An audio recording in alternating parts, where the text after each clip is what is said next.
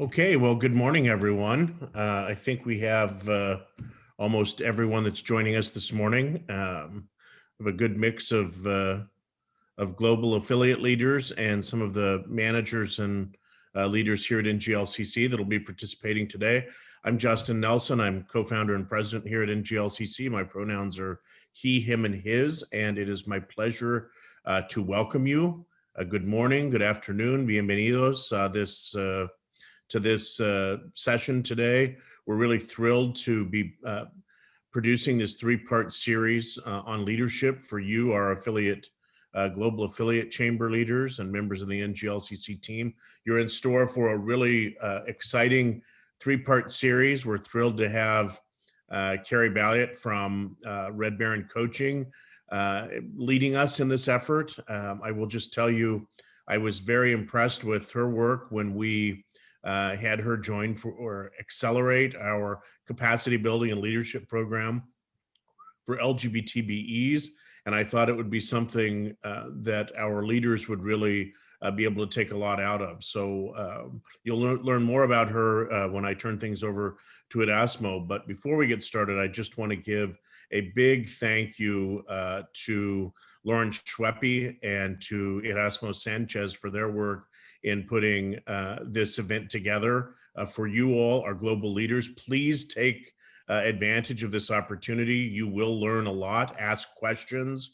You can ask questions throughout the program. Carrie can sort of set the bar for how that'll work. And there is a Spanish and English channel and the ability to ask questions in either language. So I just want to say welcome. We're excited you're here. We're thrilled about this program. And I'm going to turn things over now to our director of NGLCC Global, Erasmo. Take it away. Thank you, Justin. Hi, everyone, and thank you for joining us in this very first session of our global webinar series. My name is Erasmo Sanchez Herrera, and my pronouns are he, him, his. As Justin mentioned, I'm the director for NGLCC's Global Division, and it is my pleasure to introduce you to our global webinar series expert, Carrie Balliet. Carrie is a transformational coach, and her pronouns are she, her, hers. Carrie's calling is to help people connect with the world around them through personal authenticity. She works with clients to transform themselves from the inside out, giving them the opportunity to live more meaningful, joyful, and authentic lives so they can achieve their dreams instead of sitting on the sidelines. Carrie found herself drawn to the experience of being human after she watched her wife of 12 years fight and eventually lose a long and hard-fought battle with ovarian cancer, a loss that she thought she would not survive. And after spending 35 years in corporate operations and business management, leading large teams through many changes and reorganizations, Carrie found herself transition out of what she thought was her dream job. It was through these experiences that Carrie's own transformational journey began. Her need to take a deep dive into her own internal operating system so she could find her authentic self instead of being the person she thought she needed to be inspired her to become a transformational coach. In 2019, she received the Transformational Leadership Certificate from Cardinal Stritch and her ACC Transformational Coaching Accreditation from Coachville. In 2020, she received her certification as a higher ground leadership coach with the Secretan Center, as well as her PCC Transformational Coaching Accreditation from Coachville. Welcome, Carrie. Thank you, Erasmus. Thank you. It's so lovely to be here with everyone this morning. Thank you so much. I'm really excited to be back with the folks at NGLCC. You are my people, and I'm so excited to be here. So thank you for such a warm welcome. As Justin said, I want this to be an interactive webinar, so please use the chat box to ask questions. I will also be asking for some input from you as we go along. So I'll be asking you to put some of your thoughts and ideas into the chat box as well. And Erasmus has been kind enough to offer to translate the questions in the chat box today. So please use that and ask as many questions as you like. Today, I know that all of us on the webinar today are coming from all different time zones. So you are, wherever you are at in the world, wherever you are at in your day, I'd like us to just take a moment and settle in and bring our collective energy into the room. I find that as the humans in the human experience, we spend a lot of time thinking about the past, and we also spend a lot of time projecting in the future. And today, I'd like us to take just a moment to get our energy centered into the now, into the present moment, so that we can bring our energies together and be present and learn from one another, and just be present in this moment. So I'm going to ask, today we're going to do a breathing exercise to get it together, to get us settled into the room, to bring us into the present. So I'm going to ask that if you're in a safe place, if you can close your eyes, just take a moment to close your eyes. And if you are seated on a chair, put your feet firmly on the ground so that you can feel them connect to the earth beneath you. And we are going to, together, we are going to take 3 collective breaths together today. And I'm going to count this out for us. So we are going to breathe in for 5, we're going to hold for 5, and then we're going to exhale through our mouth for 5. And really feel the energy in your body. Feel your feet connecting into the ground so that you can get centered in this present moment. Okay, so let's breathe in for 2, 3, 4, 5. We'll hold for 2, 3, 4, 5, and we'll exhale for 2, 3, 4, 5. And again, inhale 2, 3, 4, 5. Hold 2, 3, 4, 5. Exhale 2, 3, 4, 5. And one last time, inhale 2, 3, 4, 5. Hold 2, 3, 4, 5. Exhale 2, 3, 4, 5. Excellent. Okay, open your eyes.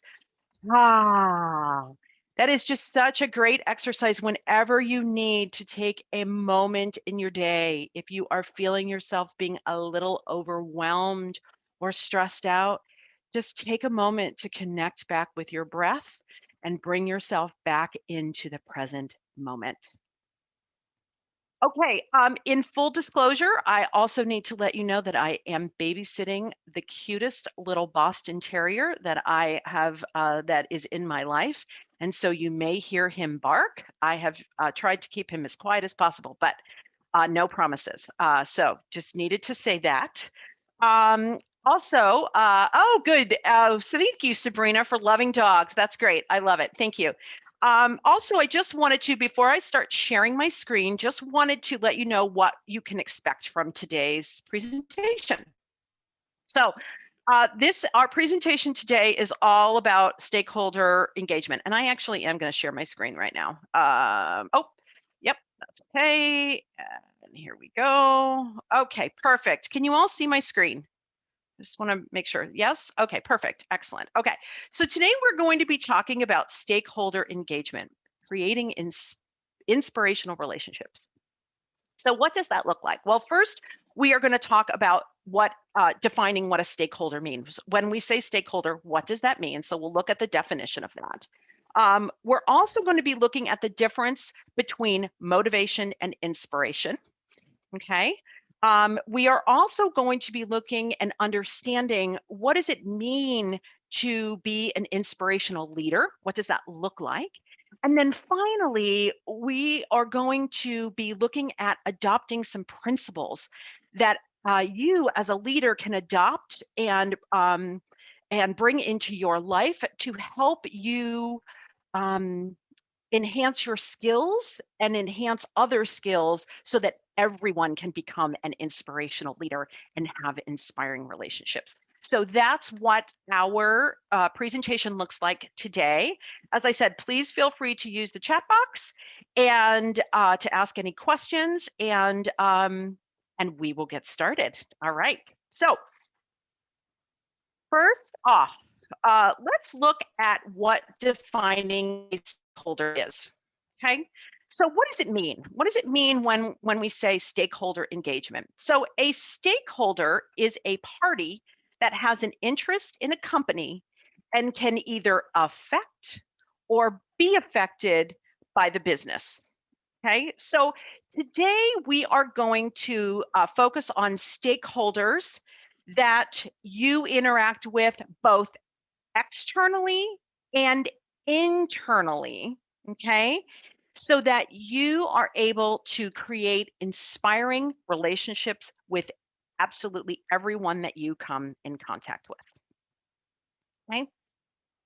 So today we're going to start our conversation with defining an internal stakeholder. So for you and your chambers, but we talk about internal stakeholders. What does that look like? So as an internal stakeholder, I'm talking about board members. So this is anyone that you have on your board for your chamber. I'm also referring to any volunteers that you may have within your chamber that you may work with that helps the day-to-day operations of your chamber. If you have any employees, those would also be internal stakeholders. And I'm also talking about you. So, and I left you last because you are the most important internal stakeholder of all. And why do I say that? Why do I say that you are the most important? Well, because you have the most influence over your behaviors, thoughts, actions, and ideas. And it's really, really important that you will have an inspirational relationship with yourself in order for you to have inspirational relationships with everyone else. So today, as we're going through this webinar, we're really going to focus on you and the things that you can do to create more inspirational relationships with yourself and others. Okay, so those are internal stakeholders. Then we're going to move over and talk about external stakeholders. Okay. So when we think about external stakeholders, the first thing that lens we're going to look through today is partnerships. Okay, so you probably have relationships with local and national governments, right? So for instance, you might be hired by your local police force to implement a sensitization. Boy, that is a really hard word to say, isn't it? Sensitization training. Wow, that's a tongue twister on a Wednesday morning. Training for the LGBT population. So that's one example of how you would partner with your local and national governments. Another example would be partnering with local or international nonprofits to promote economic empowerment for LGBT persons or other diverse groups. So that's another example. Another example of a partnership would be you working with other chambers that are part of the NGLCC affiliation, right? There may be times when you reaching out to other chambers would be helpful to get information or to partner on a program or whatever the case may be. Then we also have sponsorships, right? So sponsorships is also part of the external stakeholder equation. So requesting chamber sponsorships, right? So you are probably engaging with local and international organizations to request sponsorships for your chamber. And then you're also probably using sponsorships for project work. So this is any projects that you are working with that are related to supplier diversity, diversity and inclusion trainings, and other things that you are partnering with and looking for sponsorships with organizations for you to be able to do your work. Okay, so does that make sense to everyone? Does anyone have any questions, or are there other examples of external or internal stakeholders that I didn't cover? And if that's the case, please put your message in the chat box, because I want to make sure that we are really being inclusive and are including all of the stakeholders that everyone works with. Okay. So, whoa. Okay. So, why is defining internal and external stakeholders important? Well, as Erasmus said during my intro, I help people live from the inside out. So, I look at the external and internal ways of pretty much the way our world operates. And so, I'd like to look at the internal and external stakeholders because creating inspiring relationships with your internal stakeholders, so that, remember, that's your board, your volunteers, any members, and you, right, will be vital to ensuring that you have inspiring relationships with your external stakeholders. So when we think about the internal stakeholders, right, you want to make sure that everybody on the that's involved in the internal part of your chamber is focused on the same results. That's going to be really important for you as you move forward. You also want to make sure that your internal folks have all of the tools that they need to be able to do their jobs, right? So that they can do what you've asked them to do, right? And you also want them to understand what they need to know in order to be successful, right? And this really all starts with the relationship that you have with yourself. So, um, as part of the human experience, we as humans um, tend to be judgmental. It's just part of who we are and how we are hardwired as humans. And so often we are judgmental with ourselves, and then in turn, we are judgmental with other people. And it's really hard to be inspiring when we are coming from a place of judgment. So we're going to dive into that a little bit more today. I have a little challenge for you at the end of our webinar today to talk about judgments. But first, let's look at some ways that you can engage your internal stakeholders, including yourself, to make sure that you are serving, supporting, and partnering with your external stakeholders so that both internal and external are feeling inspired. Okay, so first we're going to talk about motivation versus inspiration.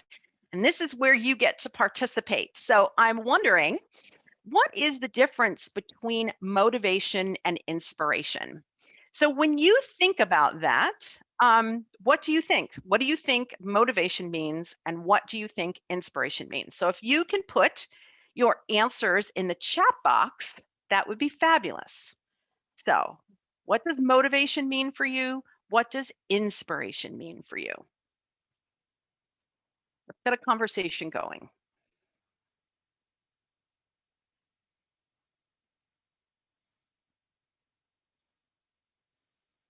Has everyone been able to? Okay, there we go. Motivation is energy to deliver everyday actions. Thank you, Felipe. Excellent. Who else do we have?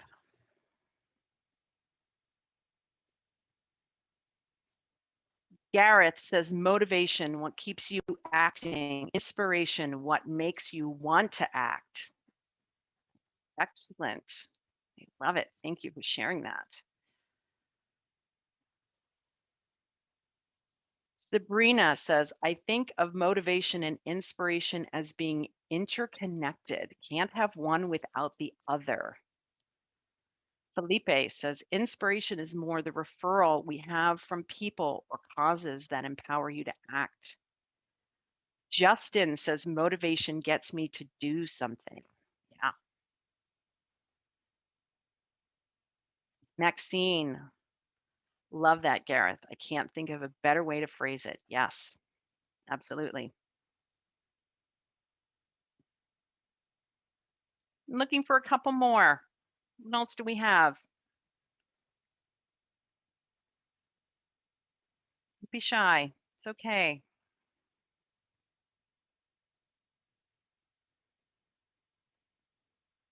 Can I get one more? One more. I feel like an auctioneer.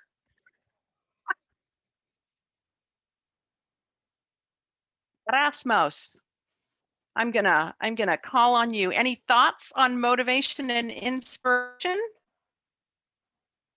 Oh, here we go. TJ, excellent. Thank you. Motivation, external driving forces, inspiration, internal driving forces. Yes, Gareth really did have the winner. He did. Yes. And TJ did too. This is a great segment for us to move into motivation and inspiration. This is awesome. Okay, so motivation is extrinsic. So TJ was correct. You're all correct, really. Motivation is extrinsic. It relies on the external factors, such as material rewards or punishments to be able to get things done. So when you think about motivation, motivation is something we do to people, right? It targets the external, and that is tied to our personality and our ego when you think about it. So motivation is seldom about the other person. It is usually tied to something that is part of us. And so I'm going to use an example. I'm going to do a statement that comes from motivation, right? So I need to be able to meet my budget. That means I need the people that on my team to do whatever they can to be able to meet that budget, because it's important that I meet my numbers. Okay, so as I said that statement, did you notice all of the I's in there? The I, right? It's about me. I need to do that. And take a moment to really think about the energy that I'm creating as I'm saying that statement. How does that statement make you feel? There's a little bit of separation in that statement, right? It's about me, but then it's about you. And so notice that separation and the feeling that comes up as you hear that statement, okay? So motivation is based on the need for one another. I need you to do this, all right? Now, many things in our modern world are rooted in motivation, and someone said that motivation and inspiration go hand in hand, and that is correct. Most things in our world are part of dualities. We're going to talk about dualities in our next workshop in 2 weeks. But when you think about motivation and inspiration, it really is about the duality. So if we think about how we as consumers in the world are motivated, right? Buy my car so you can be prestigious. Join my gym so you can look fabulous. Vote for me because the other guy's going to do bad things. Buy my lotion or makeup so that you can be beautiful, right? That's all based in motivation. Now, so when we look at motivation, right, motivation is lighting a fire under someone, right? We want them to actually take action and do something. And the importance of that is if there is a fire in the building, I am going to motivate you to get out, right? Because I want you to be safe. If we get into a car together, I am going to motivate you to put on your seatbelt because, again, I want you to be safe, right? I want you to be able to take that action and be safe. So motivation really, really does and plays a very, very important part in our survival and as part of our human existence. So I love that someone said there's the duality, that motivation and inspiration have to go hand in hand, because there are times that you are going to definitely want to motivate people. Now let's look at the flip side of that, which is inspiration. All right, because inspiration is about lighting a fire within someone, right? It is about helping you and other people tap into that internal fire that you have in your belly, right?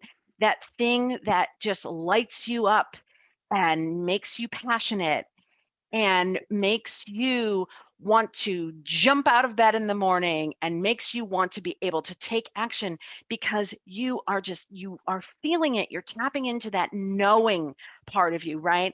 That's inspiration, right? So there is a great quote from the astronomer Galileo, and he actually says, "You cannot teach a man anything. You can only help him find it within himself." And so today we're going to talk about how to become an inspirational leader so that you yourself can be inspired and you yourself can help inspire other people. Okay, so inspiration is intrinsic. Inspiration lives inside of you, and it relies on love and support and learning and growth to be able to get things done. So, inspiration is never about ourselves. Inspiration is always about other people. I see we have a comment from Diane Erasmus. I'm thinking you are probably translating that in the chat box. I'm going to keep talking until that translation comes through. So remember when we talked about motivation and I was using all of the I words? Now I'm going to give you the same example, but I'm going to use inspiration as my basis for the conversation. So if I'm having an inspirational, Vivian is saying translation into Spanish is on at the same time as English. I don't know if it's just me.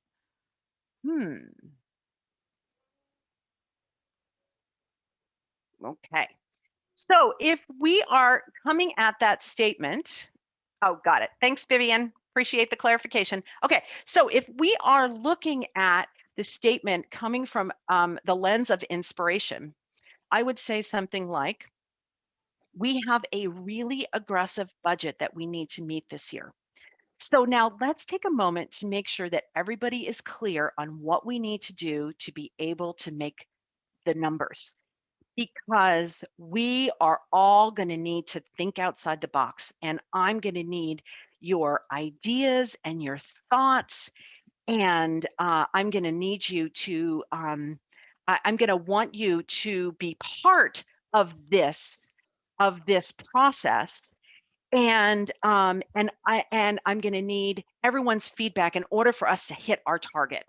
Now, I know you probably have some questions, and so I've gone through and I've thought about what some of your questions might be, and I'm going to answer those. And then once we get through those, you can ask me any other questions that you need to, in order for you to be clear on what it is that we need to do. All right, so notice the difference in the language, right? It's all about the we, right? All about the we and the inclusivity and the we need your thoughts, we need your ideas, right?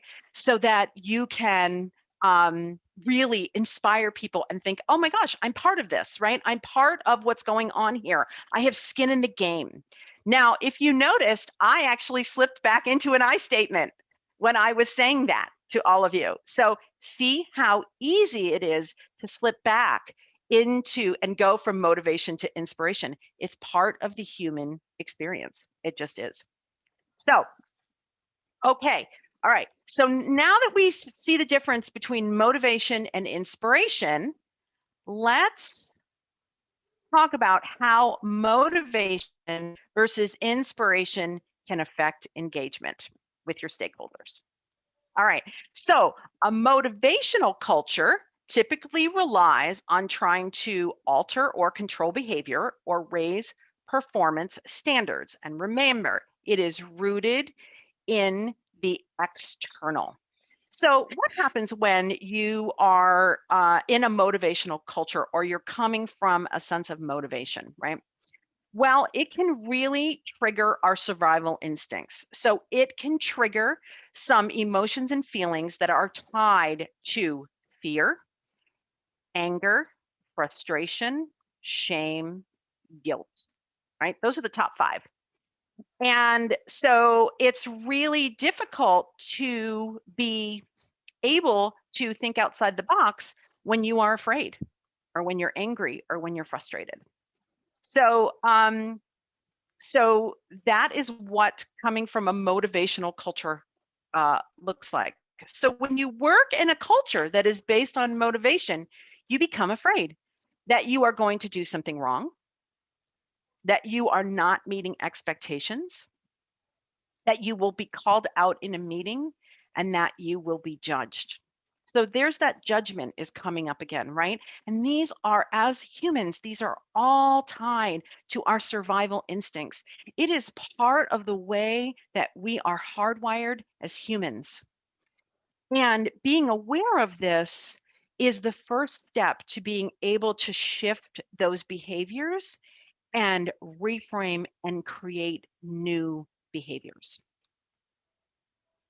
So, when you work in a culture that is based on motivation, engagement suffers because it becomes a just tell me what you want me to do mentality. If I am afraid to speak up in a meeting because I'm afraid that I'm going to be judged or people aren't going to like my ideas, I'm going to come at it from saying, just tell me what you want me to do and I will do it, right?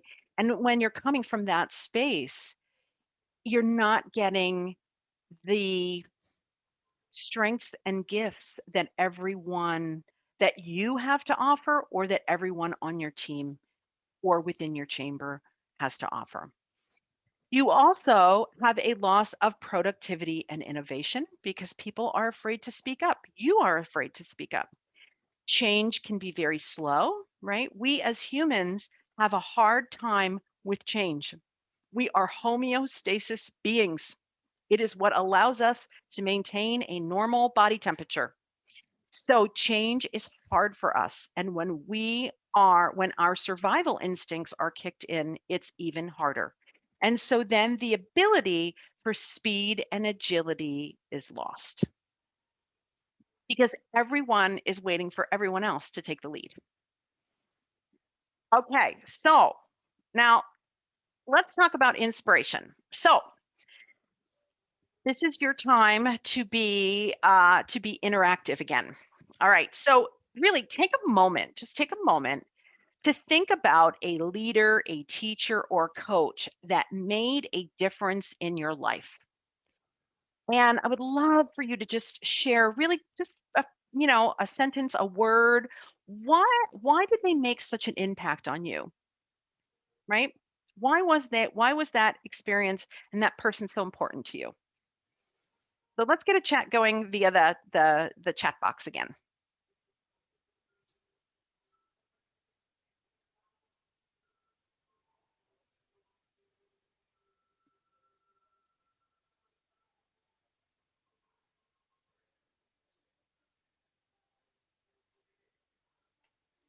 So think about a leader, a teacher, or coach, someone in your life that made a really big impact and a difference on your life.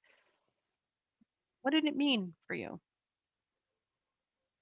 Lauren, I had a coach who taught me to draw my strength from within and trust myself. Oh, that's so beautiful. Thank you so much for sharing that. I appreciate that.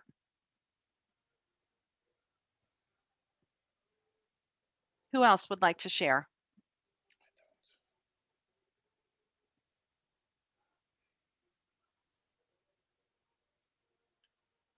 Gareth, agree. Great leaders give you the confidence to believe in yourself. Yes.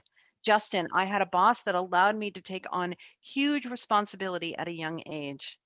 Very powerful, Justin.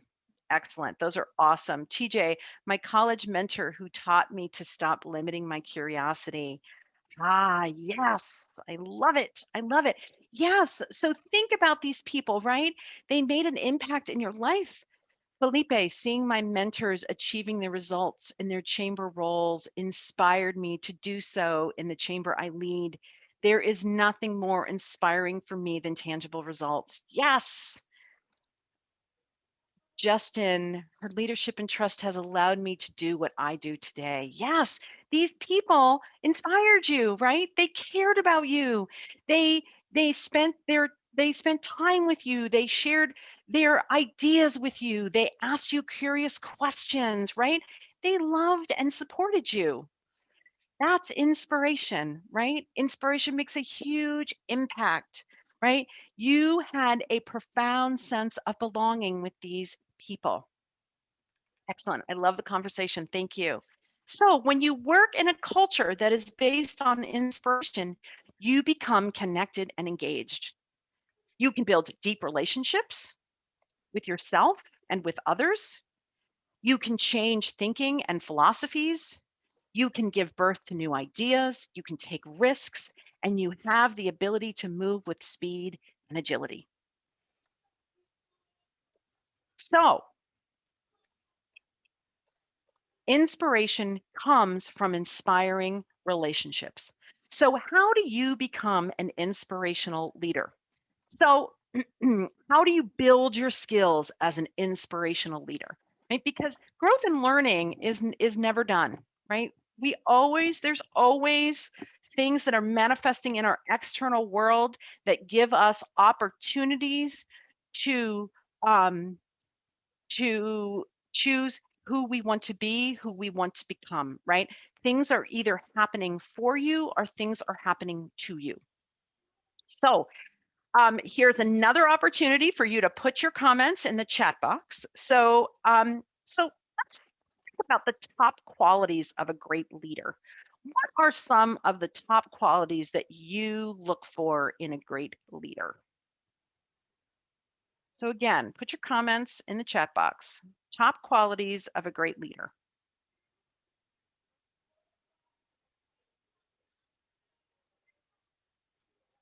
Ability to listen and communicate well. Yes.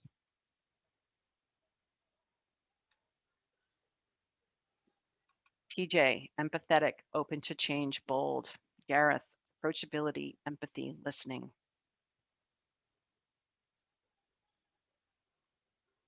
Love it. Someone that leads by example. Thank you, Jada. Yes. Sydney, ability to create safe and inclusive spaces. Yes. Yeah, who's right? Anthony, integrity and honesty. Beautiful.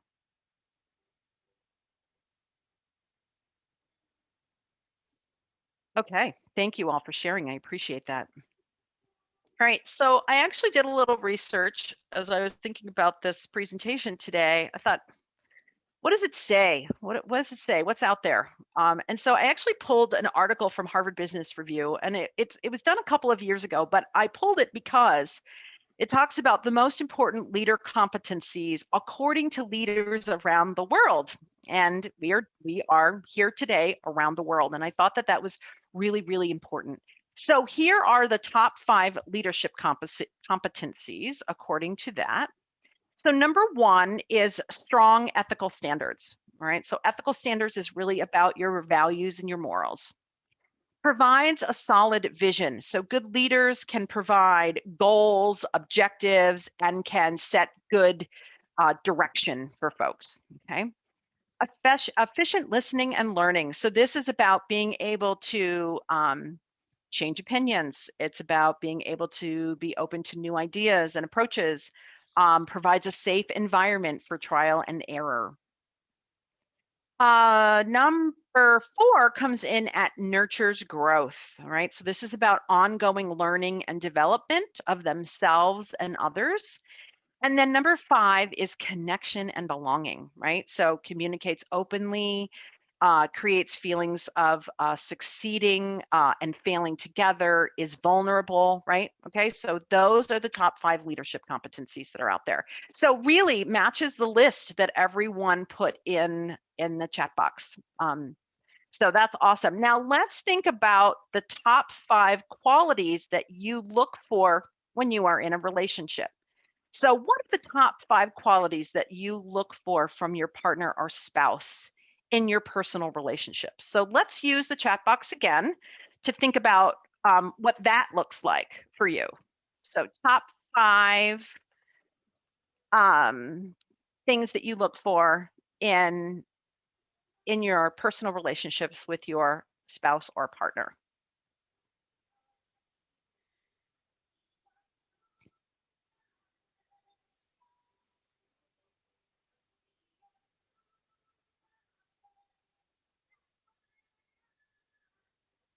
Lauren says trust. Sabrina, communication, equity, aligned values, family-oriented trust. Anthony, honesty and communication. Gareth, ethics, empathy, humor. Maxine, transparency. Gareth likes cats. I love that. Greg, honesty, trust, communication, open-minded ambition. Sabrina says must love dogs. Erasmus, common goals. Yes, yes. Gareth, all animals. I love it. I love it. Yes. So again, I went out and I thought, okay, well, what does it say out there for top 5 skills for healthy relationships? So according to relate.com, the top 5 skills for a healthy relationship are empathy, communication, conflict, commitment, and love. So when we think about the things that we look for in a healthy relationship, right? Yes, Gareth says, ha, ha, ha, none of us chose love. Yes, isn't that interesting? So when we think about the top skills that we look for in leaders, right, we have a lot of the same, right? We've got empathy, we've got communication, we've got commitment. I don't know if we said conflict, but it's interesting that in relationships, we expect conflict, right?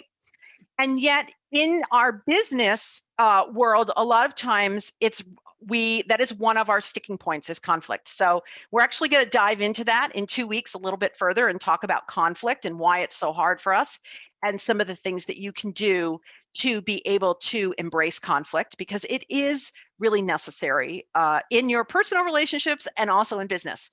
But the one thing that I really saw that was on the list for relationship that was not on the list for business is love. And I think that's so incredibly important.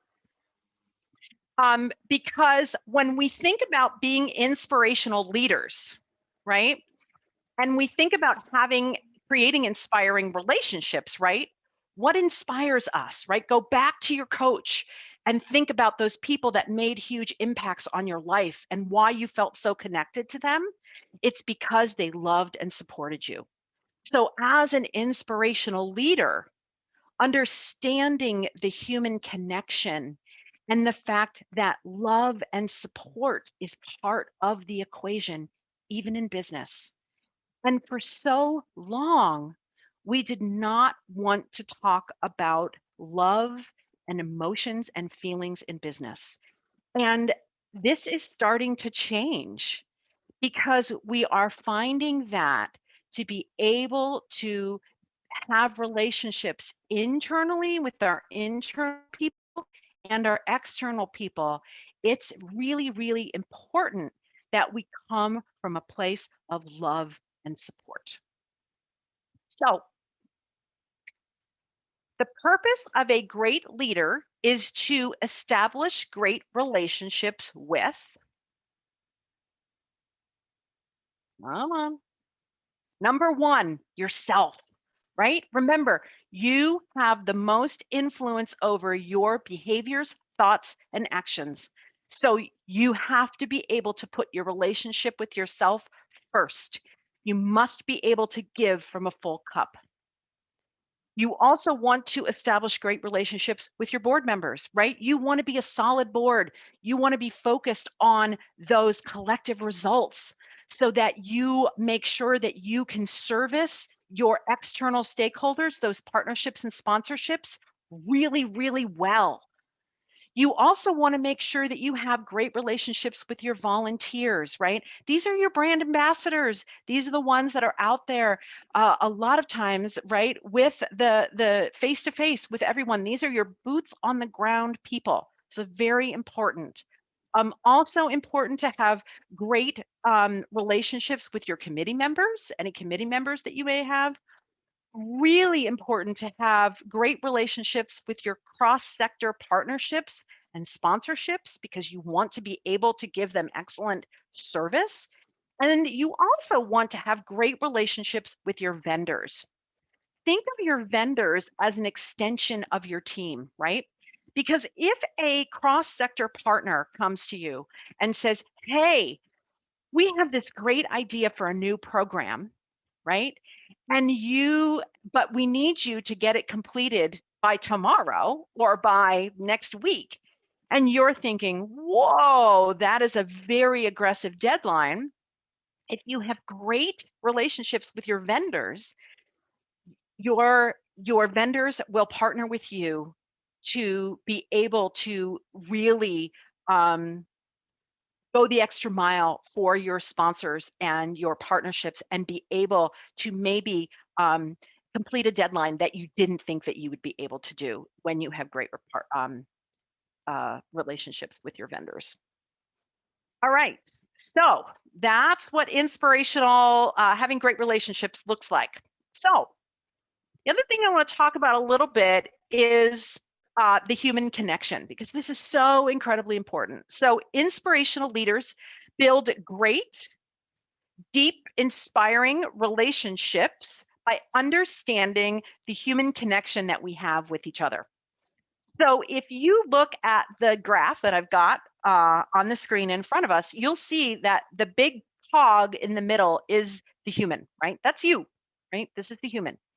And all of the cogs around you are the things that are part of your life, right? So you've got your body and your health, right? You've got your friends and your family. You've got your personal growth and renewal. You've got your career that you want to be able to have a meaningful career that gives you a lot of fulfillment and legacy, right? It's important that you have fun and recreation so that you can fill up your life files, as I like to say.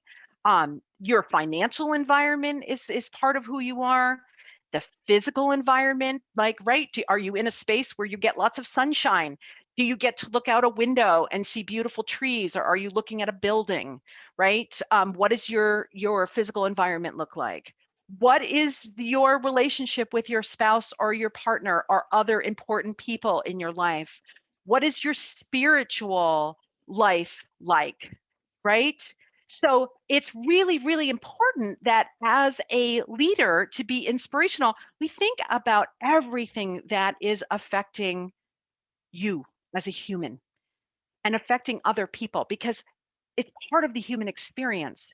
And this is the commonality that bonds all of us, right? And this is the hard part, right? Because this is where the judgment comes in, right? Sometimes, right, when you are, let's just say this morning you woke up late, right? You set yourself up for a stressful day. You may be judging yourself for staying up late and binging too many series on the television, or staying up late and reading a good book, right?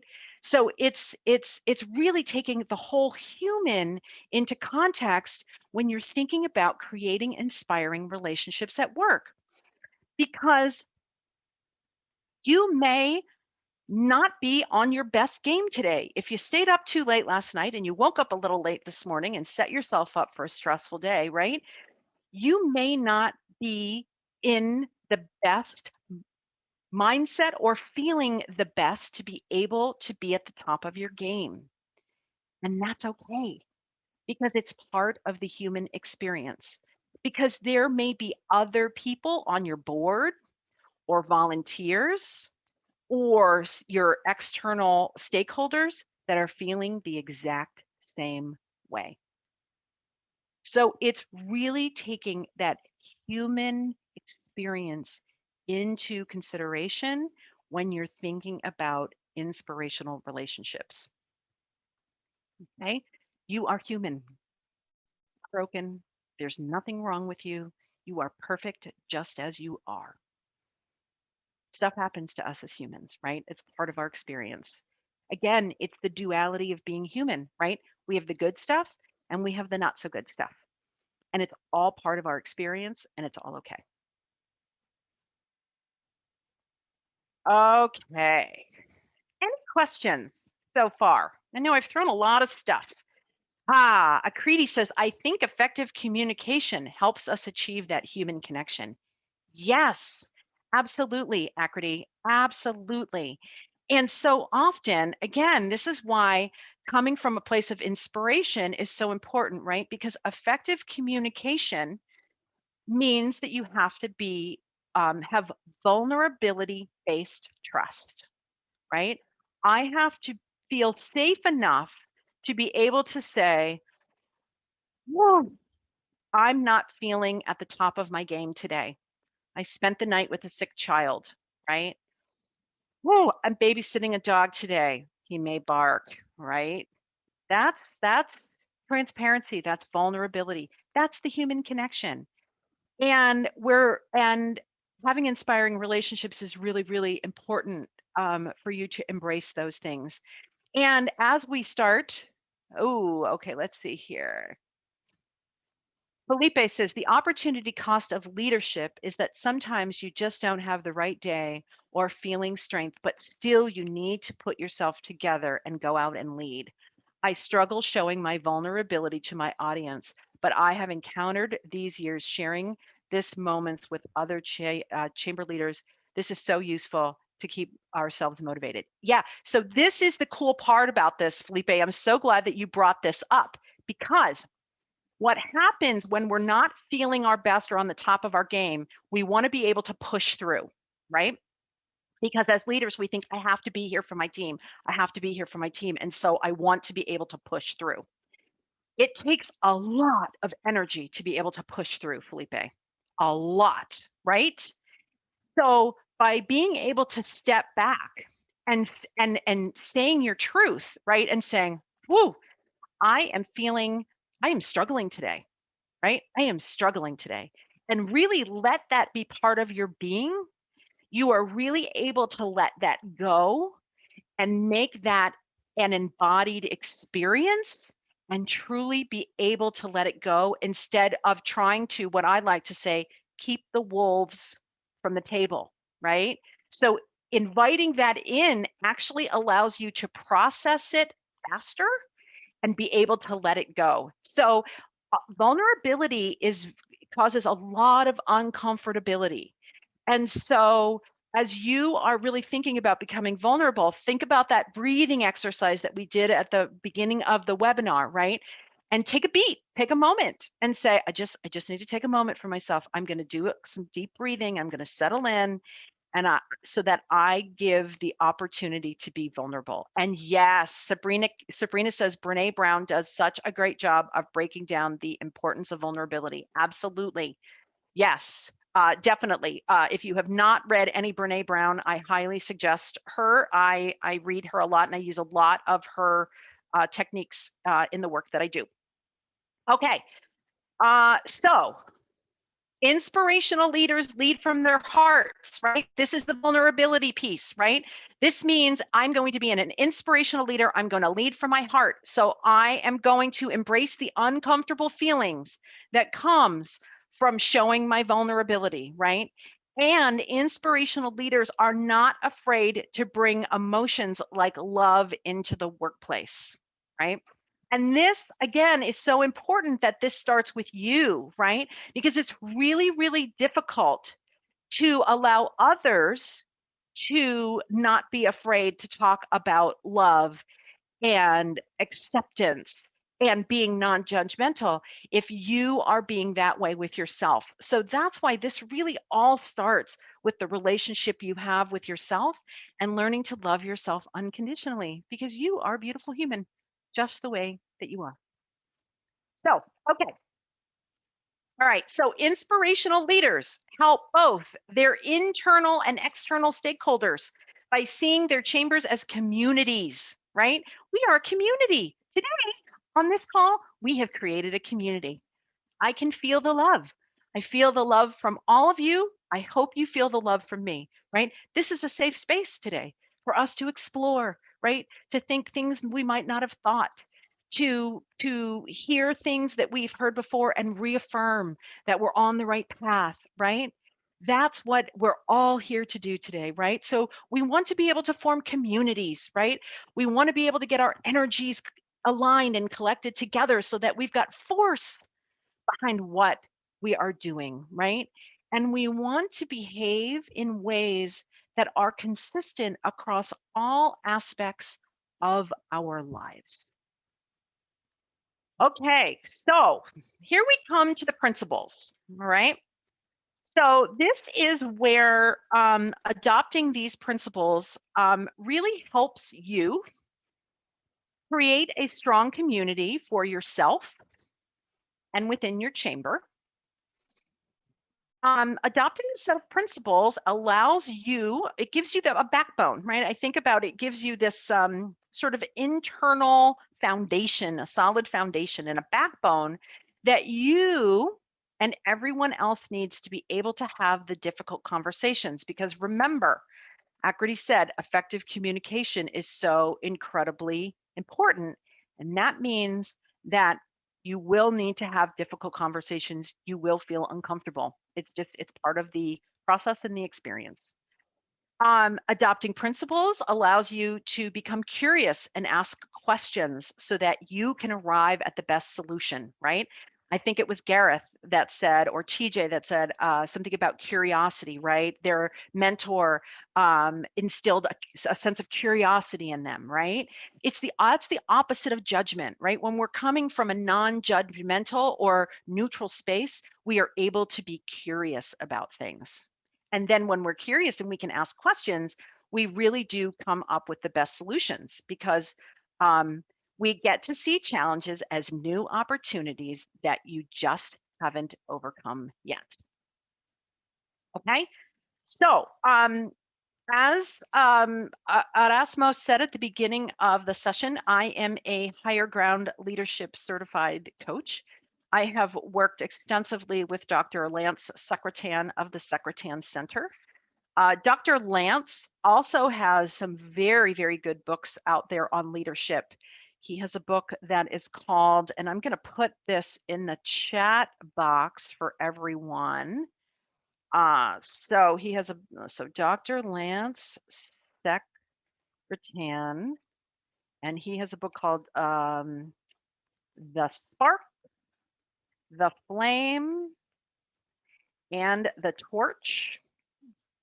And he also has a book that is called The Bellwether Effect.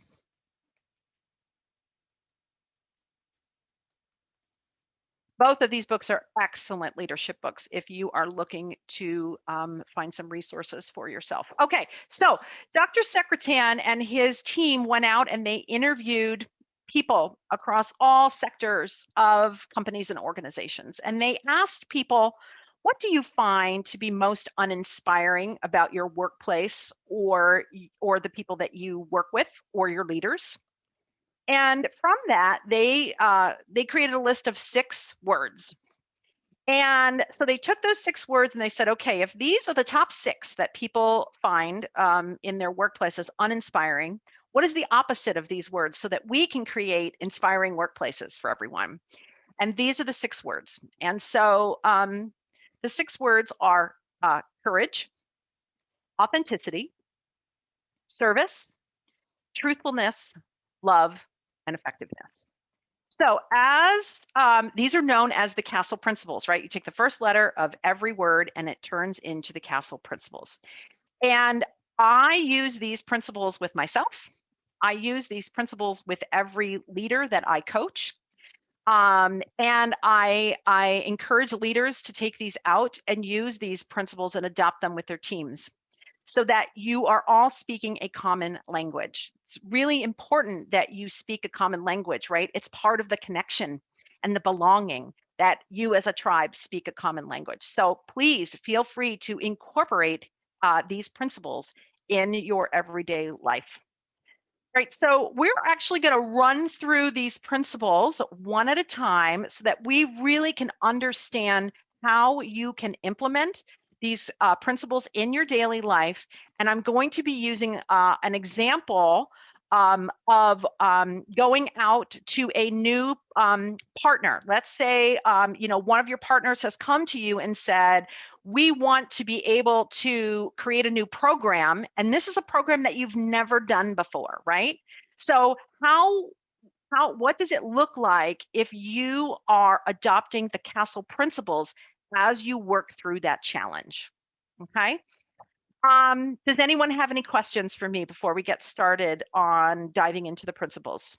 Because I want to make sure that I'm answering questions. Okay.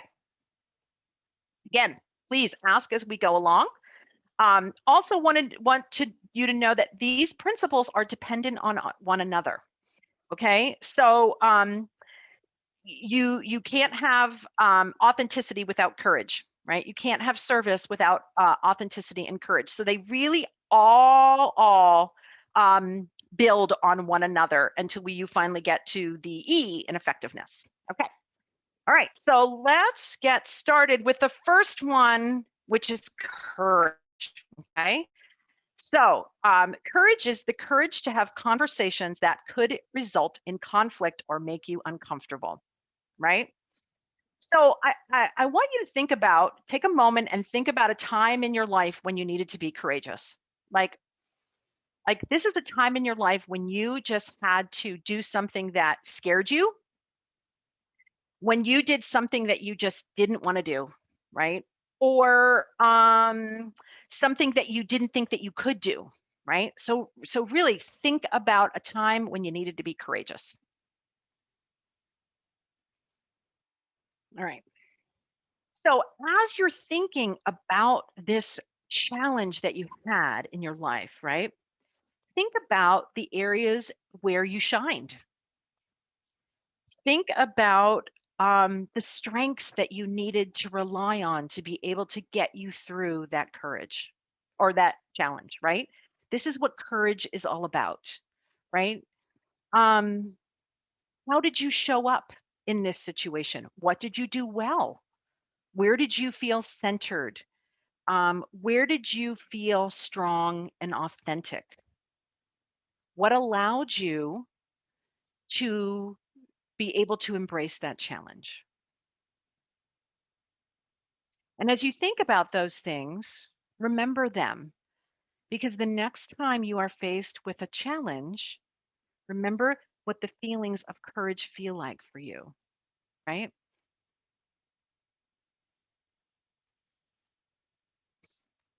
So, in order for you to be courageous, you must have the ability to change your current belief structure. So, as humans, every single one of us has a belief structure, right? We have been taking in data from our external world ever since we have been born. And all of the data that we take in creates our belief system because we learn from that data, right? It's how we learn our behaviors, right? And so it's important to understand, again, the duality between the external world and all the data that's coming in and our internal world, which is connected to our being, so that we can take a look at our belief structure in a non-judgmental, neutral way, right? Because then we have the courage to say, is this belief structure still working for me? Do I need to be judgmental about myself? Do I want to be judgmental about someone else, right? It takes courage to be able to look at that in a non-judgmental way, right? In order to have courage, you need to have encouragement from the people around you, right? Gareth or TJ said it best, right? Curiosity, right? Learning and growth is all about curiosity, right? You want to be able to let go of those beliefs and who you are so that you can embrace who you are yet to become. And you need the encouragement from other people to be able to do that, because sometimes other people need to believe in you before you can believe in you. You also need a trusting environment that feels safe enough for you to be able to take the risk, right? In order for you to feel courageous to step out and embrace those uncomfortable feelings, you need to know that you are in a safe environment. If you are in survival mode and you are coming from fear and anger and frustration, it's going to be very, very difficult for you to be courageous, right? We tend to close in. We tend to bring our armor around us when we feel scared, right? In order to feel courageous, we have to trust. And finally, in order to be courageous, you need to have a support system to help you navigate the unknown, right? And this is where vulnerability is so key, right? Because vulnerability is about giving up control. And control for humans is directly tied to our survival instinct, right? Our survival as a human, it's number one for us. So we always want to make sure that we are safe. So giving up the control of being safe is allowing that vulnerability to come in, right? So it's being able to say, I'm sorry. I didn't I didn't support you in a way that I could have. I'm not sure that I know the answer to that. I'm not the expert in this case. Let me go back to my team and let's discuss it and we'll get back to you, right? Having the ability to say, this feels really awful. How do you feel right now? I'm feeling pretty uncomfortable. How are you feeling? Right? We will get through this together. Okay. So, adopting the principles, what does this look like for you on a daily basis, right? I am courageous every single day. I see courage modeled every day by myself and our leaders. I am brave enough to ask the difficult questions at work. So, let's take the example of your partner, right? Your outside partner, your external partner, and asking them to create a program that you've never done before, right? So if you're being courageous with yourself and with your internal stakeholders, what does that look like, right? Well, it means that you have to have the courage to look at what you're currently doing and understanding what you might need to be doing differently in order to be able to serve their needs. You also might need to have the courage to bring this issue to your board, right? And open up the dialogue to say, we have a partner that's coming to us. We've never done this program before. What do we want to do about it, right? And there might be conflict, right? People are going to have differing of opinions, right? You're going to want to hear everybody's ideas, and that may make you feel uncomfortable. And so you'll need to have the courage to be able to lean into that uncomfortability, right?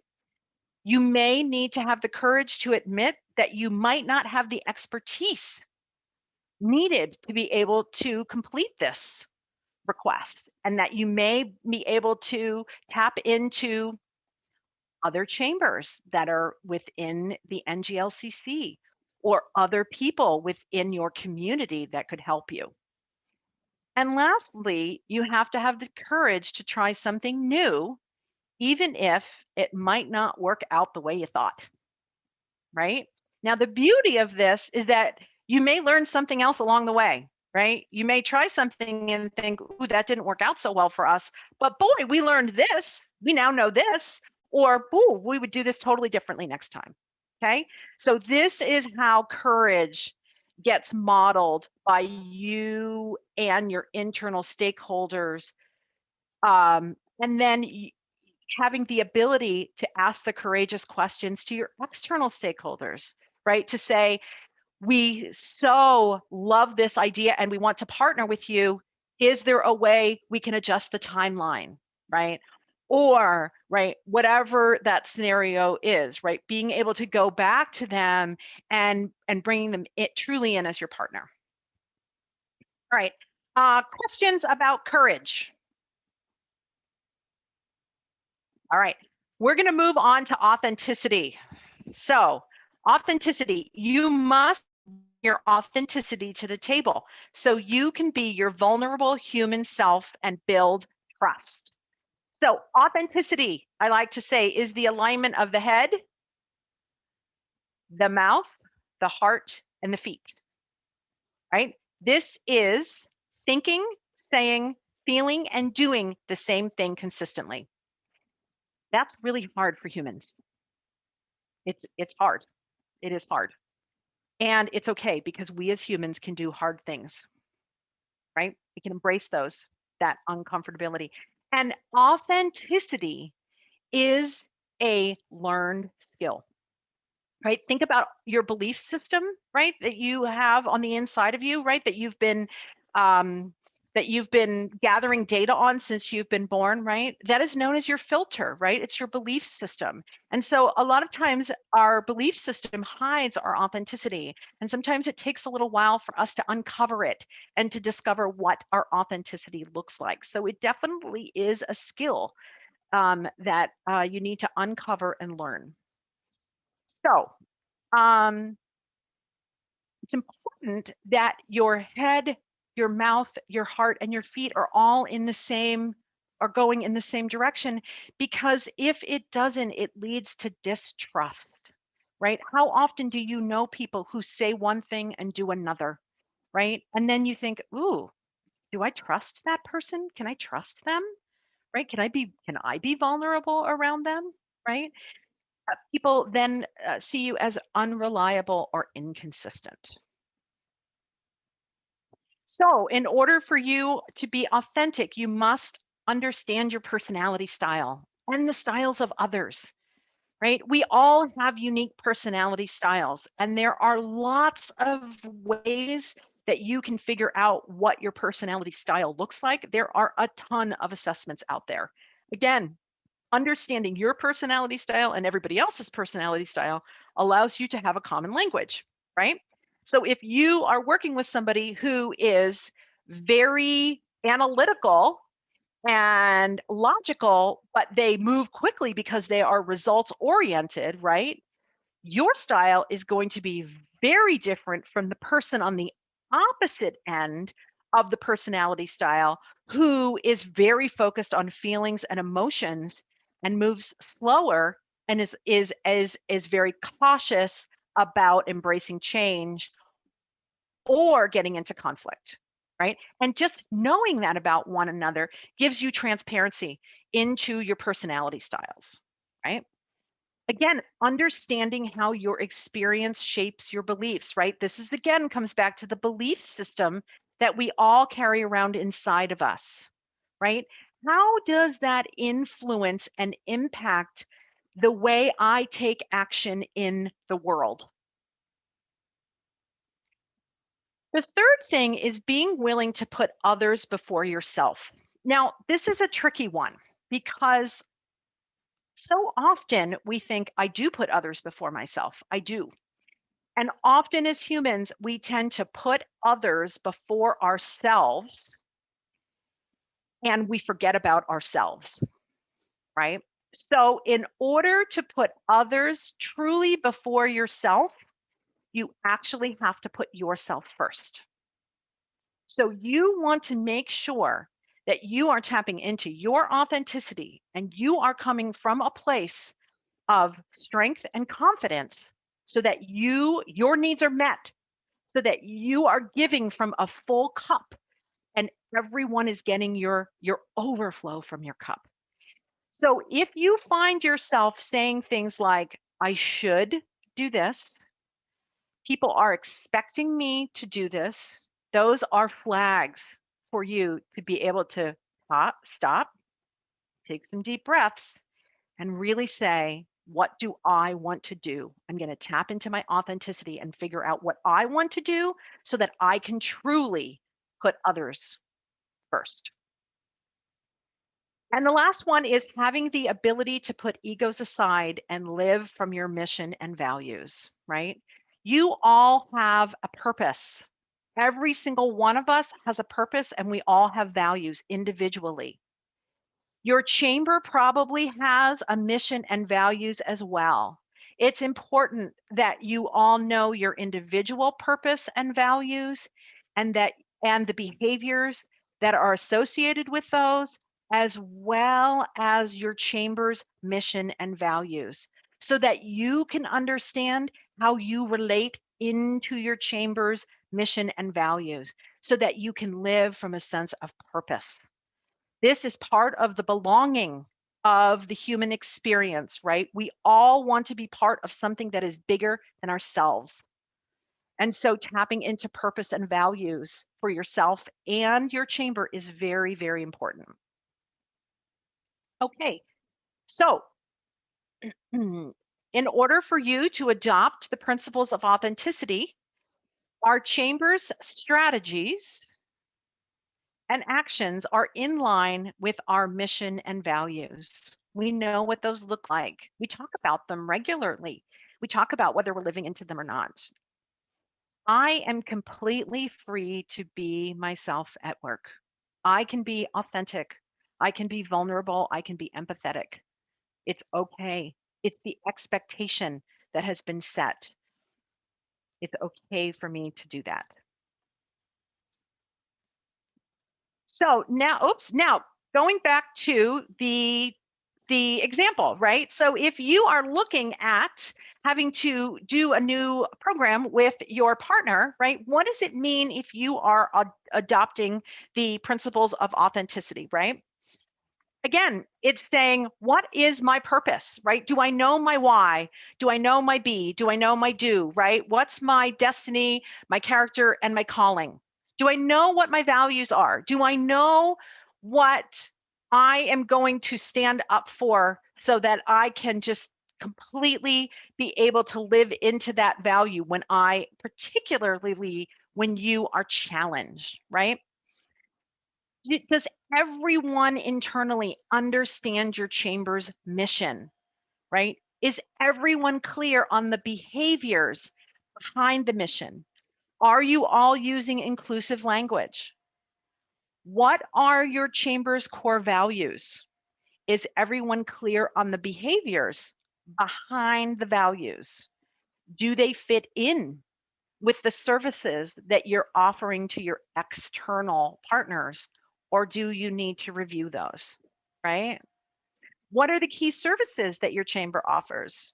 Is everyone clear on what they are and how to talk about them? What are the key messages that you want to convey to the community? Is everyone clear on what they are, and how will those messages get dispersed? So that's what authenticity looks like when you are working with your external partners. Okay, we're going to hop over to service.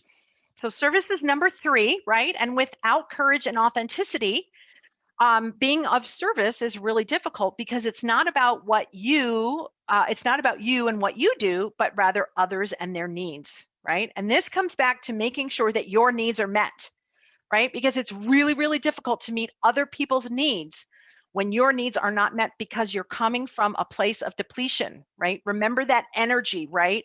You want to make sure that your energy is all in because it's going to take everybody's collective energy to be able to have the difficult conversations, to be able to think outside the box, okay? So service means providing a safe and supportive space to be truly there for your fellow humans without judgments and conditions. There's that judgment word again, okay? So how do we get out of judgment, right? And it's same thing as authenticity. It's about creating awareness and building the skill, right? And that takes practice. So as we think about service, right? In order for you to be of service, you must put people first And the first person on your list is you, right? It's learning to love and accept yourself just as you are, as the wonderful human being that you are, knowing that there's duality in your life and there always will be duality in your life. There will always be times when you will feel uncomfortable, and that is okay. Completely okay. Your internal and external stakeholders are just as important, right? Again, when you put yourself first, you're able to come from a full cup, and then you're truly able to service the internal stakeholders so that you've got this strong connection internally, which then enables you to have an even stronger connection to all of your partners and sponsors. Create connected partnerships, right? That's the duality of the internal and external. Know what you stand for, right? This comes back to your mission and your values, right? Every organization has a distinctive voice, right? I have a distinctive coaching style, right? How does your chamber serve in ways that other people in your community don't, right? What are the things that you will stand up for? How will you be an advocate? Know that you and everyone in your chamber is a leader. Oh, Alicia says lack of confidence hinders a person from being authentic. Yes, that is true, right? Again, lack of confidence is tied to judgment, right? Because a lot of times we lack the confidence because we are thinking in of ourselves, I don't know enough, I'm not good enough. I don't have the courage, right, to be able to speak my truth, right? So it's all, so see how all of these principles really are tied together, right? So knowing that you and everyone in your chamber is a leader, this is really important. When I do leadership work, I ask people, do you see yourself as a leader? And so often people say, I don't. I think of the people who are higher up in the organization as a leader. And I ask everyone to think of themselves as a leader because we all have things to bring to the table. We all have strengths, superpowers, special talents that we are meant to shine to the world. And it's important that we hear from everyone because that's how we get the best ideas. That's how we get the best outcomes and solutions and opportunities and possibilities is when we all see ourselves as a leader, right? We're all in it. We're all in it together. And lastly, let go of the stories that are no longer serving you, right? Again, this is looking at your beliefs and saying, why do I have this belief? Why do I feel that I'm not good enough? Why do I feel that I don't have the expertise to be able to ask this question? What is that tied to for me? Right? And really being able to let that go so that you can step into the growth zone, right? So that you can step into that space where you can become what the challenge is asking you to become. Okay, so if we look at service, how to put service into action. I know my values and purpose, and I live into them. So I have my values and my purpose printed out everywhere. I have it in my office. I have it in my bathroom. I have it on my refrigerator. Where else? Oh, I have it in my car. So I have my values and purpose printed out everywhere so that I can look at them every day and say, am I living into my value and my purpose? And if I'm not, instead of being judgmental of myself, I get curious. What's challenging me from living into that today? Because if I'm not living into that, I'm not being able to be of service to others. My leader actively supports me in achieving my personal aspirations and dreams, right? Again, this comes back to the courage part, right? We need a supportive environment to be able to be of service to others. So we want the people around us to support us, right? This is the rising ocean, right? When we rise each other up, everyone rises up. So we want to make sure that everyone is supporting everyone. And really importantly, my work fills my life with meaning and fulfillment, right? The worst thing is to go into spend so much time doing something that doesn't fill up our life vials, right? That just drains the energy from us. And it's so important to think, is my work filling up my life with meaning and fulfillment? Do I feel fulfilled from what I'm doing? If I don't, why? Get curious about that, right? Because when you are coming from a place, again, of inspiration and abundance, it's contagious. Everybody wants a piece of that, right? Everybody wants to be a part of that. So if we think about coming from service, right? We think about your program, right? With your external partnerships. How does service come into play here for your chamber, right? Well, knowing that this challenge applies to every single person in your chamber, it applies to you, your board, your volunteers, right? Anybody, right? Everybody. Diane says the synergy within the chambers and the projections to clients or allies generate such a positive advance. I love this booster. Yes, absolutely, Diane, you got it. Yes, it's the connection, right?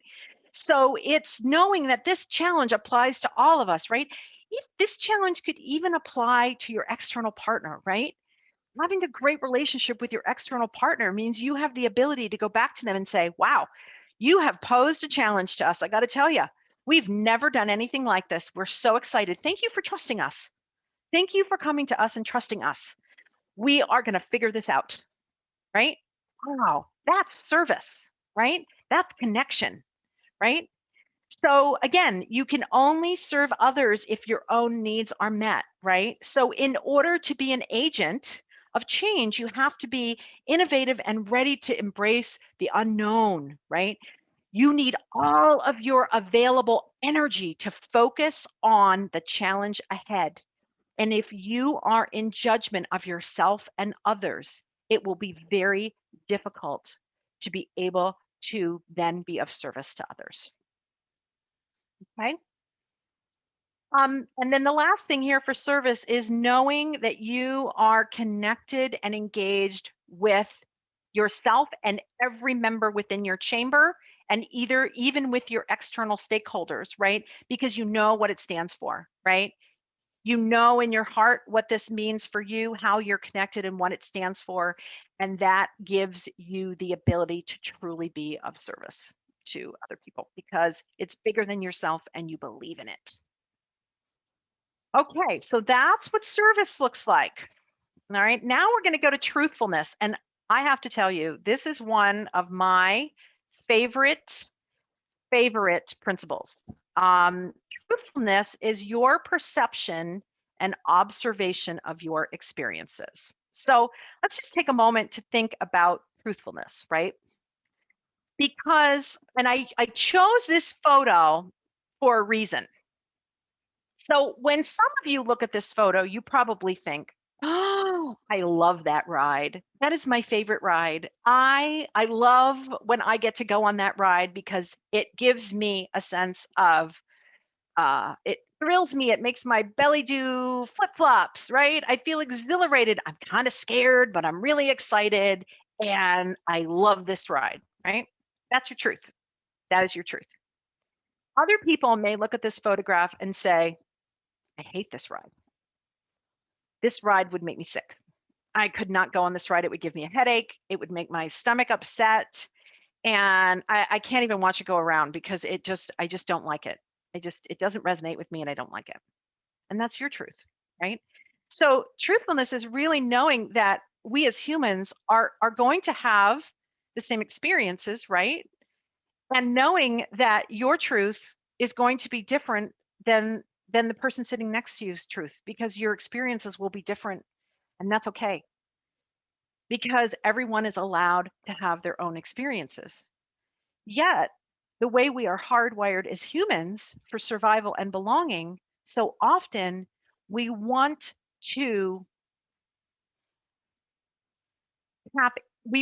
other people to tap into our truth because we are looking for the external validation to say that it's okay for us to have our truth. And this is so incredibly important. to embrace, because this is where conflict comes from, right? Is allowing everybody to have their own experience and know that it's okay, right? We have different personalities, different belief systems, right? We have different ways of seeing the world. And so it makes sense that truthfulness is just really our version of what we see and how we experience it. This one is a big one. So when we look at truthfulness, in order for you to be truthful, you must examine your truths. This again comes back to your belief system that you carry around inside you, right? Is this my truth? Do I want this to be my truth? If you don't want it to be your truth, it's okay. There are ways that you can build awareness, practice letting go of that truth, and be able to shift your behavior so that you can create a new truth for yourself. Incorporate courage, authenticity, and service into your daily life. Helps you be able to tap into your truthfulness. Operating with honesty and transparency. Now, this one, honesty, is so interesting, right? I also love the word honesty, right? Because honesty is your willingness to accept and express the truth. So that means you being vulnerable, right? Which is the last one on the list, to say, okay, so this is the way I see this because this is my truth. I'm curious. How do you see this? So being able to come from a place of honesty and say, honesty is part of what I see. Get curious. Tell me what is going on for you. How are you feeling? Right? This comes back to the I'm feeling really uncomfortable about this. How are you feeling about it? I'm really struggling with this challenge. Here's what I'm struggling with. What's coming up for you? Right? This is all about speaking your truth and being honest, right? So, as we think about this in the terms of applying this to a challenge that's going on in your chamber, right? Are you transparent in the ways that you are presenting your information, right? Are you transparent in how you are responding, thinking, feeling, or have you, as I like to say, or Brene Brown likes to say, put on your armor, right? I'm going to armor up because I don't want people to see the inside of me, the authenticity part of me, because then they might not like me. They might not accept me. So, so truthfulness is a really, really uncomfortable place to be. So as we look further into the example, right, with truthfulness, I replace curiosity with judgment so I can be a witness, right? Again, everybody gets to have their own experience, even me. And if I'm not in judgment and I'm coming from a place of neutrality, I get to just be a witness of all of this and see if it's working or not, right? Truthfulness is honored as a top priority by myself and my chamber, right? I encourage people, speak your truth. I want to know it's okay. This is a safe space, right? And I am honest and transparent in everything that I do. So really, when you're thinking about your challenge with that partner or sponsor, right? What is your truth around this challenge, right? Are you questioning and skeptical, and do you shy away from change? Or does the unknown make your chest tight? Do you have the courage to express your thoughts and ideas, especially if they're making you uncomfortable, right? Or are you trying to convince people to see it your way, right? You're trying to convince people, no. It's like this, right? Because again, it's tied back to that validation of your feelings. You want to be validated. Do you have enough information to make informed decisions? If you are a results-oriented person that is moving quickly, you may not have gotten enough information to be able to make an informed decision. If you are someone who is analytical and logical and skeptical and questioning. You may be wanting to uncover all of the possibilities and be able to see a complete picture of the landscape before you're willing to be able to move forward. So, so it's important, right, that you're able to really have enough information to make that informed decisions. And are all the cards on the table for you to be able to make that decision, right? Have you gotten input from everyone around you to be able to really make that decision? All right, we're going to move on to love. So love promotes compassion and safety and allows people to step beyond their self-preservation zone and really, really tap into their strengths and superpowers. So in order for you to bring love into your chamber, you must, number one, learn to love yourself unconditionally. It sounds so easy for us to be really able to love ourselves unconditionally. And yet it can be so difficult because of the belief system that we carry around. And I actually used to say, so my wife passed away 11 years ago. So I've been out on the dating scene, and I used to say to myself, I would not allow me to date me because I am a mean girl. And so I was not allowed to date myself. And so I really, really had to learn how to love myself unconditionally. And it took a lot of dismantling of the belief system that I held really to be able to truly love myself unconditionally. Love is also about giving what you want to receive. And we all receive in different ways. So it's kind of like asking people what their pronouns are, right? Right? Of saying, what are your pronouns? How do you identify, right? Giving and receiving is the same way. We used to have this saying that treat people the way that you want to be treated. And that can be so difficult because we now know that everybody's personalities are different, right? Everybody's experiences are different. And so the way that you want to be treated may not be the way that other people want to be treated. And so when we can really just come at things from unconditional love and the human connection, that is the sweet spot. So also, believe that love is not just reserved for our loved ones and friends. Love is here for everyone. Love is not something we get. Love is something we have. Love is something that stays connected to us forever and ever and ever. It never leaves us. It's always with us. And as Brené Brown likes to say, be strong enough to be gentle. As leaders, there will be times when you will need to have difficult conversations, when you will have to make difficult decisions, when you will have to really step into that uncomfortable space, right? So being strong enough to be gentle means being gentle with yourself, right? It's okay. It's okay to feel uncomfortable. It's part of who I am as a human. It's completely okay.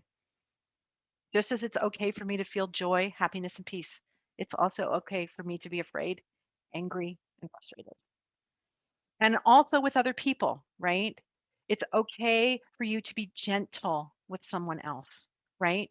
It's the difference between empathy and sympathy, right?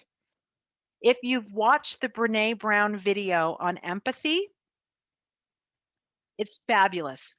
If you haven't watched it, look it up on YouTube. I don't have the link for it, or I would put it in the chat box. Lauren, maybe you or Rasmus can look it up. But it's really fabulous because it really gives a great illustration between sympathy and empathy, right? Sympathy is saying, whoa, I feel sorry for you. I'm sorry, right? That makes me feel uncomfortable. And I'm sorry, I'm creating a distance, right? Empathy is, wow, That must have been a really difficult experience for you.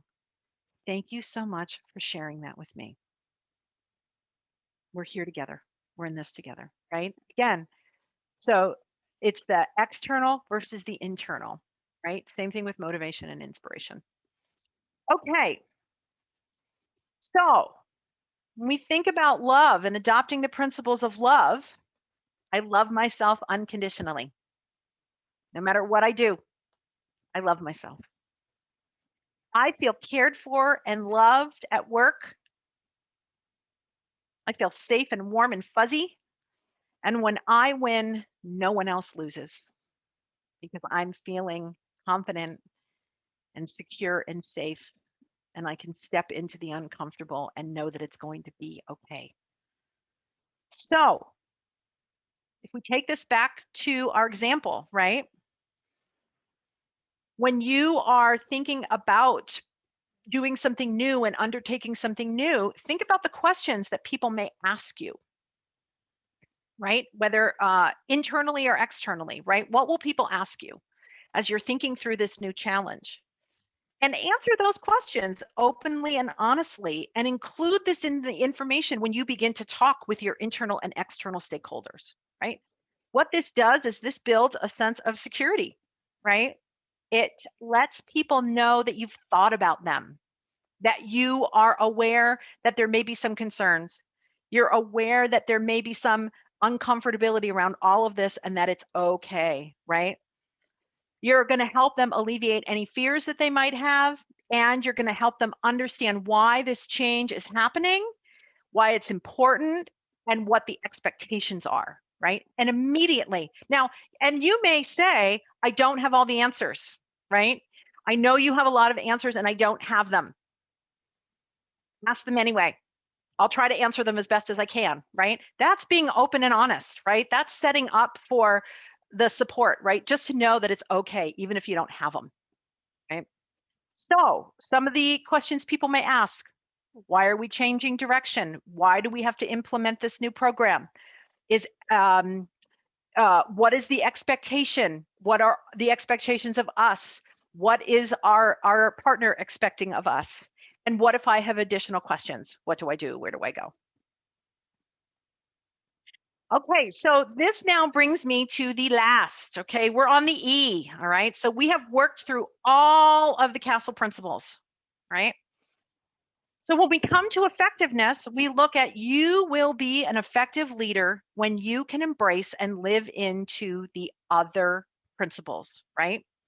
Because without the 5 other principles, without you living into those every single day, effectiveness is really hard to achieve. Being an inspirational leader is really hard to believe or to embrace, right? So, so let's look at effectiveness, right? So in order for you to be an effective leader, you must be focused on who you are and not what you do. Okay?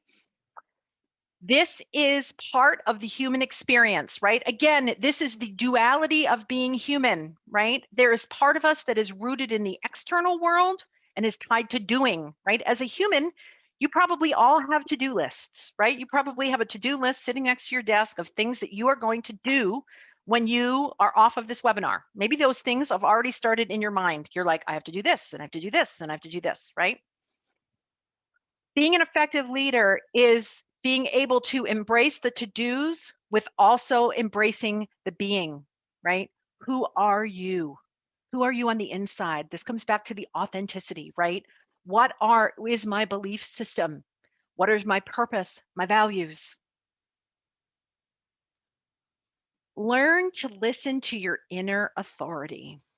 We all have an inner authority. It lives on the inside of us. Now, depending on your personality, it may be very intuitive for you to tap into your inner authority.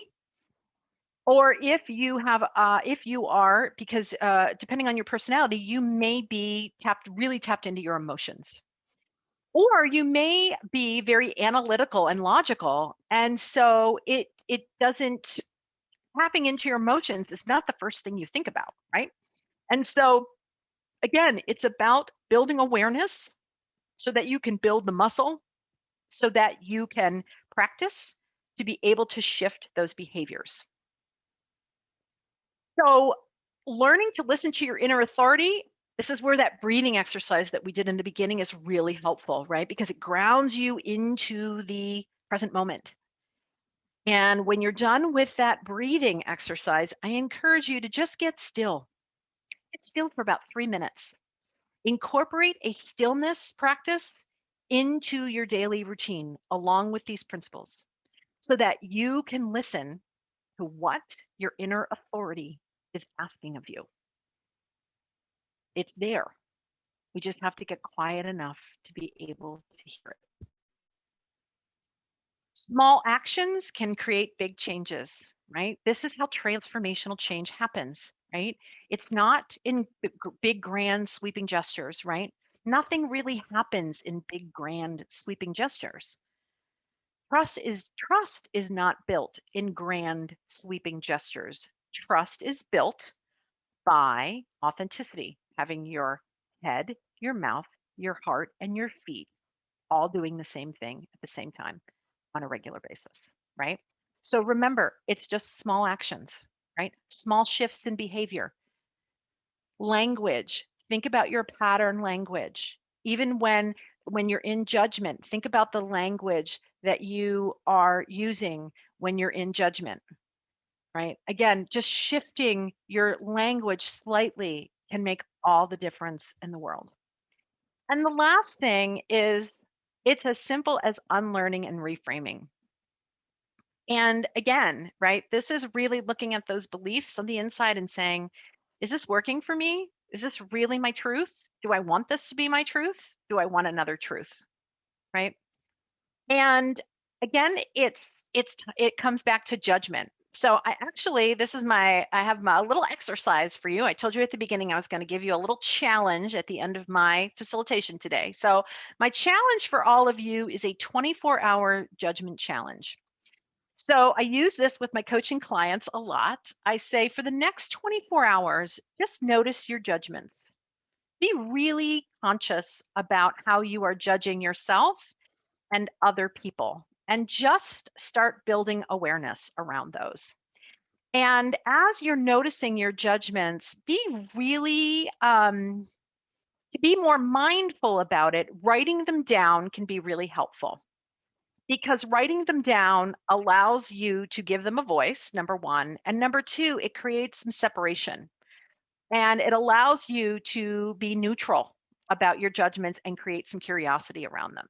So I'm going to encourage you all to do a 24-hour judgment. And in 2 weeks, when we get back together, I'm going to ask you how that went. So, and I'll be really excited to hear how your experience was with your 24-hour judgment challenge. So if we're looking at this from the lens of your chamber, right? My work makes an important contribution to creating a better world. And our chamber is among the best in the world at what we do, right?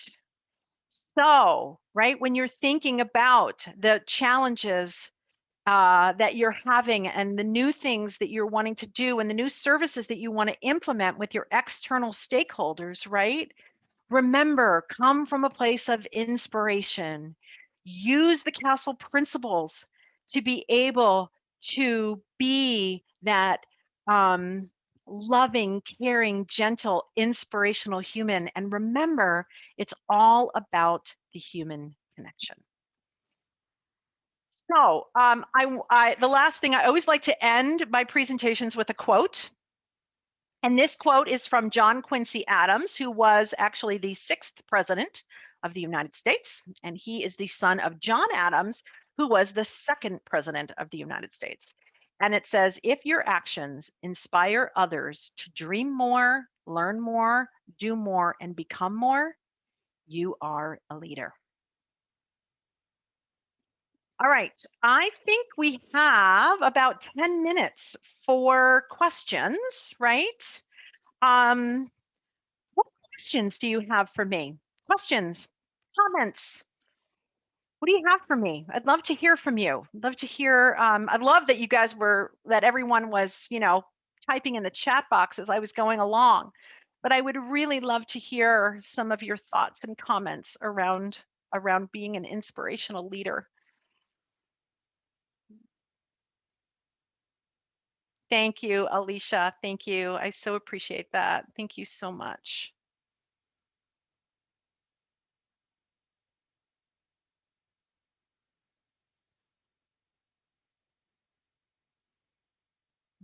Greg, I really appreciate all that you have covered today. You bet, Greg. Thank you very much.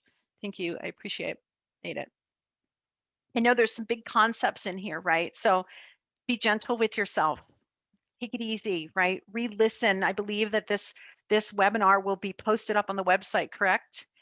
Thank you, Equity. I appreciate that, right? Listen to it again. Take some time. And think about the ways that you can incorporate the Castle principles into your leadership and into your life on a daily basis, and be able to create those inspiring relationships. Erasmus, Justin, Lauren, any questions from you? Anything that I didn't cover that you want me to cover, or questions you want me to answer?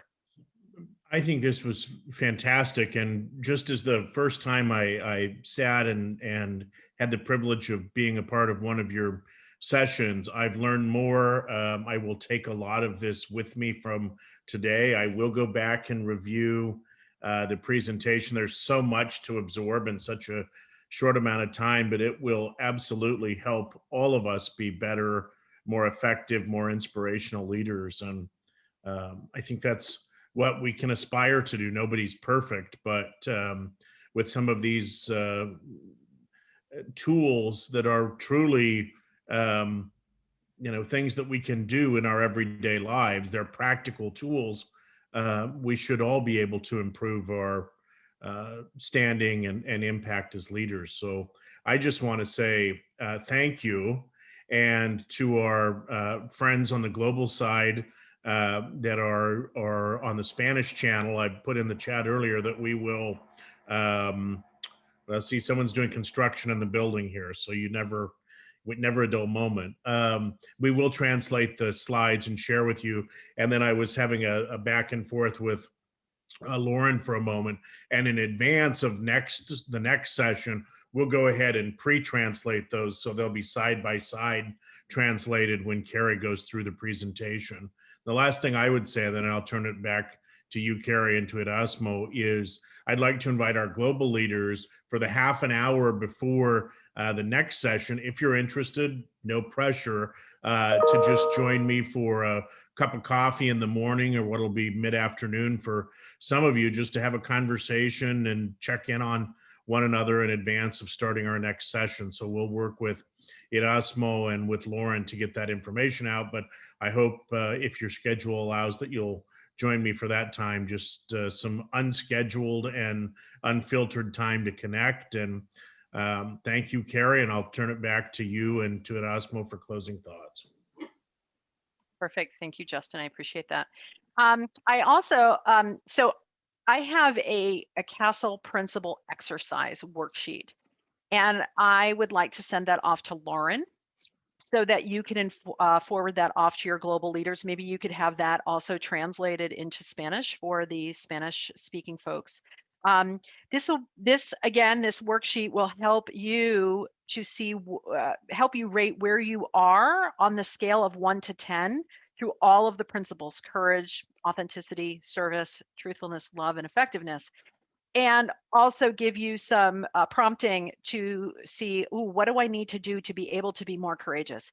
What do I need to do to be able to embrace my authenticity a little bit more? So it's just a great follow-up exercise for everything that we talked about today to reinforce the learning, because it really is all about the practice, right? As Justin said, right? It's no one is perfect. We never will be, right? We are human. We are human. And there's perfection in every situation, but achieving perfection is probably not a winnable game for most of us humans. I also wanted to please let you know, if you want to reach out to me to learn more about your leadership style, or to really talk about really learning to live from the inside out and being that authentic, inspired leader, please reach out to me. I am more than happy to hop on the phone with anyone and have a discussion with you. This is something that I absolutely love to talk about, and my email address is listed on the screen in front of you, and my website is there. So please connect with me. I would love to hear from you. So Erasmus, I will let you take it home. Thank you, Carrie, and thank you for that wonderful presentation. Thank you, everyone, for joining us today. And I will be sharing with you a copy of Carrie's presentation, as well as a recording of the session within the next few days. And we will see you on our next session on Wednesday, March 24th. The topic for that session would be embracing healthy debate. Until then, if you have any additional questions for Carrie or Lauren or myself, please just reach us via email. Thank you again for joining us, and have a great day.